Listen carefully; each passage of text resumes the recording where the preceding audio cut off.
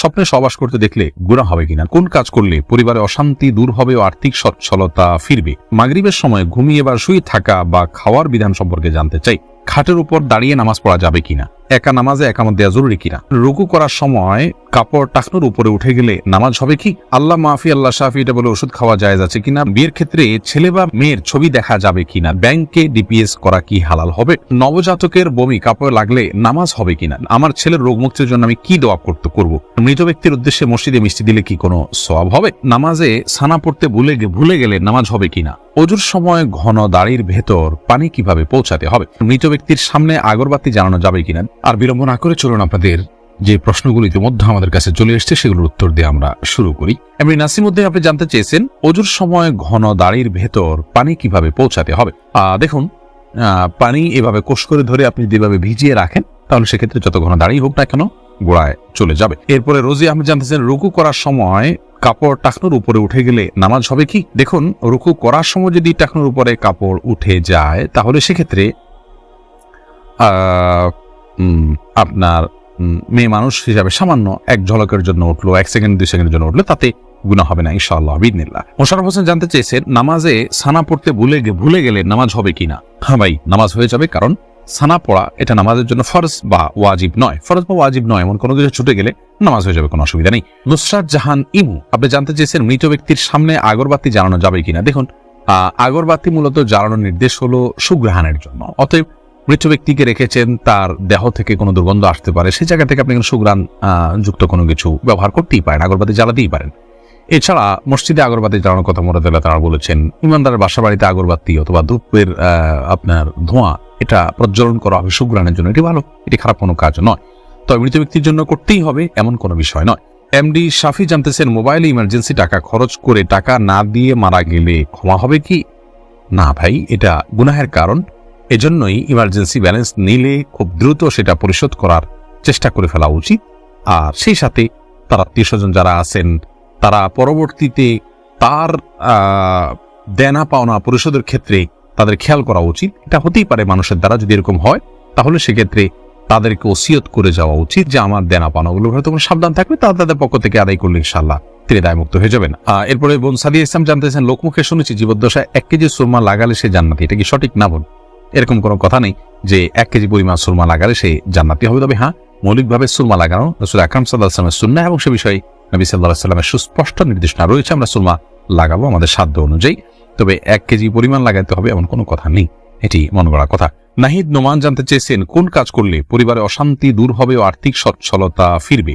ভাই নাহিদ, এর জন্য আপনাকে আমি পরামর্শ দেব 2টি কাজ সবচেয়ে গুরুত্বের সাথে করার, এক হলো দুরূদ শরীফ আর একটা হলো ইস্তেগফার। এই 2টি জিনিস আপনি বেশি বেশি করে পাঠ করবেন। রাসূল আকরাম সাল্লাল্লাহু আলাইহি ওয়াসাল্লামের হাদিস থেকে বোঝা যায় দুরূদ এটা বেশি বেশি করে পাঠ করলে মানুষের বিপদ আপদ দূর হয়, পেরেশানি থেকে আল্লাহ তাআলা মুক্তি নসিব করেন। ইস্তেগফারের ক্ষেত্রে আল্লাহ তাআলা বলেছেন সূরা নূহের মধ্যে ফাকুলতু আস্তাগফিরু রাব্বাকুম ইন্নাহু কানা গাফফারা ইউরসিলিস সামা আলাইকুম মিদরারা ওয়া ইউমদিদুকুম বিআমওয়ালিন ওয়া বানিন ওয়া ইয়াজআল লাকুম জান্নাতিন ওয়া ইয়াজআল লাকুম আনহারা।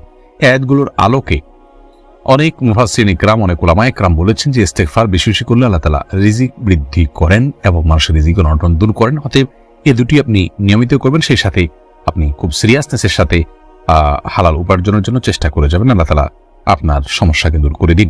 সজল শেখ আইডি থেকে আপনি জানতে চাচ্ছেন ব্যাংকে ডিপিএস করা কি হালাল হবে। শুধু ব্যাংকগুলোতে ডিপিএস করা হারাম হবে, যেহেতু সেখানে আপনাকে সুদ দেওয়া হবে, সুদ ভিত্তিক লেনদেনের চুক্তি আপনার সাথে হয়ে যাবে। সেজন্য আর ইসলামী ব্যাংকগুলো যদি হয় তাহলে সেক্ষেত্রে বেশ কিছুটা ছাড় রয়েছে এবং সেটি কিছুটা কোনো কোনো ক্ষেত্রে এটি সন্দেহের মধ্যে পড়বে, শুবহাতের মধ্যে পড়বে, বাকি মৌলিকভাবে অন্য কোনো উপায় যদি কারো না থাকে এটি নাজায়েজ বা হারাম সরাসরি হবে না। তবে অ্যাভয়েড করতে পারলে সেটাও ভালো, যেহেতু সংশয় বা সন্দেহ সেখানেও রয়েছে। শাহাদাত হোসেন সবুজ আপনি জানতে চেয়েছেন স্ত্রীকে গর্ভবতী অবস্থায় সহবাস করা যাবে কিনা। স্ত্রী গর্ভবতী থাকলে সে অবস্থায় সহবাস করাতে কোনো নিষেধাজ্ঞা নেই। এরপরে ইস্তাব্রো বাণী এই আইডি থেকে আপনি জানতে চেয়েছেন খাটের উপর দাঁড়িয়ে নামাজ পড়া যাবে কিনা। যাবে, কোনো অসুবিধা নেই। আপনি খাট হোক আর ভূমি হোক ফ্লোর হোক যে কোনো জায়গায় দাঁড়িয়ে সালাত আদায় করতে পারবেন। আপনি স্বাভাবিকভাবে যদি সালাত আদায় করতে অসুবিধা না হয় তাহলে সেক্ষেত্রে কোনো অসুবিধা নেই। হ্যাঁ, কোনো খাটের উপরে দেখা যায় যে ম্যাট্রেস বা ফোম থাকার কারণে অনেক দূর ডেবে যায়, যার কারণে রুকু সিজদায় তিনি ব্যালেন্স রাখতে পারেন না এবং সুন্দরভাবে সালাত আদায় করতে পারেন না, সিজদা সঠিকভাবে করতে পারেন না। এরকম যদি হয় তাহলে সেক্ষেত্রে তার জন্য খাটে দাঁড়িয়ে সালাত আদায় করা উচিত হবে না, এটা কমপক্ষে মাকরুহ হবে, অপছন্দনীয় হবে, তবে সালাত হয়ে যাবে। যেহেতু সালাত স্বাভাবিকভাবে করতে তার অসুবিধা হয়, শরীরে ব্যালেন্স ঠিক রাখতে পারে না, আরোগ্য চিন্তা যথাযথভাবে করতে অসুবিধা হয় এবং মনোযোগেও ব্যাঘাত সৃষ্টি হয়, যার কারণে এরকম জায়গায় সালাত আদায় করা উচিত না। আর যদি এতটা নরম না হয় তাহলে সেক্ষেত্রে সাধারণ খাটে বা চকিতে সালাত আদায় করতে কোনো অসুবিধা নেই। সাইফুল ইসলাম জানতে চেয়েছেন, নামাজের প্রথম রাকাতে আউযুবিল্লাহ বিসমিল্লাহ সহ সূরা পাঠ করে প্রথম রাকাত শেষ করলাম, দ্বিতীয় রাকাত কি পুনরায় আউযুবিল্লাহ পাঠ করতে হবে না বিসমিল্লাহ পাঠ করলেই হবে? দেখুন, সূরা ফাতিহা যেহেতু আপনি নতুন করে শুরু করছেন, এই জন্য আপনি আউযুবিল্লাহ পাঠ করবেন এবং এরপরে বিসমিল্লাহ পাঠ করবেন, কারণ ফাইদা ক্রাআতাল কুরআন ফাস্তাইয বিল্লাহি মিনাশ শাইতানির রাজিম, আল্লাহ তাআলা বলেছেন কোরআন যখন পাঠ করবে তখন তুমি আল্লাহ তাআলার কাছে আশ্রয় চাইবে শয়তান থেকে। এই জন্য প্রথম রাকাতে আপনি সূরা ফাতিহা পাঠ করেছেন, এরপরে আপনি রুকু করেছেন, সিজদা করেছেন, তাসবিহ পাঠ করেছেন, অনেকগুলো কাজ করেছেন, আবার নতুন করে আপনি তেলাওয়াত শুরু করছেন, যার কারণে আপনি এখানে আউযুবিল্লাহ সূরা দুইটা পাঠ করবেন। আয়েশা আহমেদ, আপনি ইউটিউব চ্যানেলে প্রশ্ন করেছেন, বিয়ের ক্ষেত্রে ছেলে বা মেয়ের ছবি দেখা যাবে কিনা? দেখুন, ছেলে বা মেয়ের ছবি দেখা যাবে বিয়ের ক্ষেত্রে শর্ত সাপেক্ষে, আর সে শর্ত হলো ছেলে মেয়ের ছবি দেখবে, তার কোনো বাবা অভিভাবক বা অন্য কাউকে দেখাবে না এবং দেখার পরে মুছে ফেলবে নিজের কাছ থেকে, এবং মেয়েও ছেলের ছবি দেখবেন এবং সেটি ফিতনায় পতিত হয়, ছবি দেখে বাজে চিন্তা হয় বিবাহ ছাড়া আগ পর্যন্ত, সেই সুযোগ যেন না থাকে সেজন্য এটি রিমুভ করে ফেলবেন। এই শর্ত সাপেক্ষে এটি দেখা জায়েজ রয়েছে সম্পূর্ণ বিয়ের নিয়ত যখন পাকাপাকি হয়ে যাবে তখন।